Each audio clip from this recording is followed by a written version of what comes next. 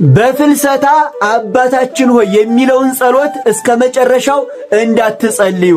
እስከ ምንድነው መጸለይ ያለበት እነግራችኋለሁ። በደንብ አድርጋችሁ ስሙኝ። ይሄ ቪዲዮ ብዙ ሰው እንዲማርበት ሼር፣ ኮፒ ሊንክና ላይክ እያደረጋችሁ ለብዙዎች እንዲዳረስ አድርጉት። ኮሜንት ላይ ደግሞ እግዚአብሔር ይርዳኝ እያላችሁ ሁላችሁም ጻፉ እና ደግሞ በፍልሰታ ልናደርጋቸው የሚገቡ 10 ወሳኝ ነገሮችን ድርግም ዩቲዩብ ላይ ሰርችላችኋለሁ። እየገባችሁ ተመልከቱ። ቻናሉንም ሰብስክራይብ አድርጉ ሁላችሁም።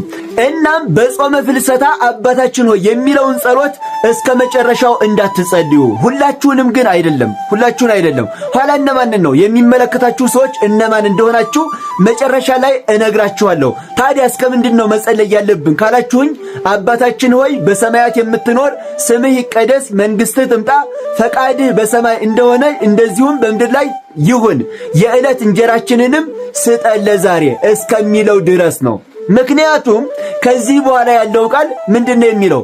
በደላችንንም ይቅር በለን የሚል ነው። በደላችንን ይቅር በለን ለማለት ደግሞ በመጀመሪያ የበደሉትን ይቅር ማለት ይገባል። እናንተ ደግሞ ገና ይቅር ያላላችኋቸው ሰዎች በጣም ብዙ ናቸው። ይቅር ያላላችሁ ሰው አለ። ስለዚህ ይቅር ሳትሉ ደግሞ በደላችንን ይቅር በለን ብትሉ ከንቱ ጩኸት ነው። ይቅር ሳይሉ ይቅር መባል የለም። እኔ አይደለሁም ያልሁት፣ መጽሐፍ ቅዱሱን ግለጡና ንቡት። በማርቆስ ወንጌል ምዕራፍ 11 ቁጥር 25 ላይ እንደዚህ ይላል። በደንብ አድርጋችሁ ስሙኝ። በምትጸልዩበት ጊዜ ልብ አድርጉ። በምትጸልዩበት ጊዜ በሰማይ ያለው አባታችሁ በደላችሁን ይቅር እንዲላችሁ በወንድማችሁ ያለውን በደል ይቅር በሉ። እናንተ ግን በደንብ ስሙ፣ እናንተ ግን ይቅር ባትሉ በሰማያት ያለው አባታችሁም በደላችሁን ይቅር አይላችሁም።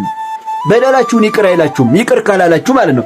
ስለዚህ ይቅር ሳትሉ ይቅር በለይ ብትሉ ከንቱ ጩኸት ነው። ስለዚህ በመጀመሪያ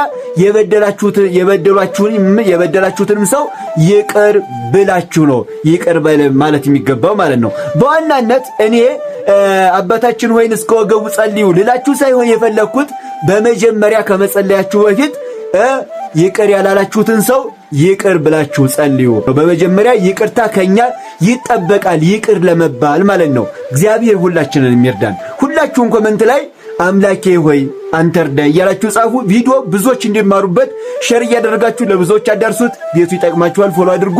እወዳችኋለሁ። ክብር በሉልኝ።